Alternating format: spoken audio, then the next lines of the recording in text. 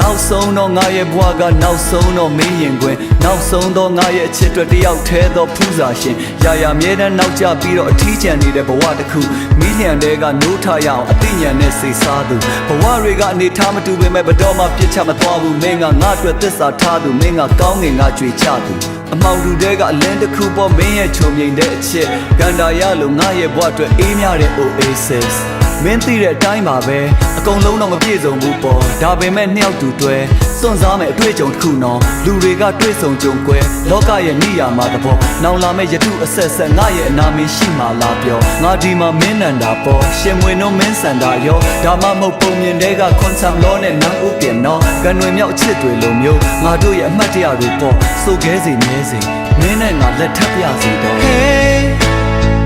ဘာဖြစ်ဖြစ်ချင်မဲ့နေလေလာချောင်း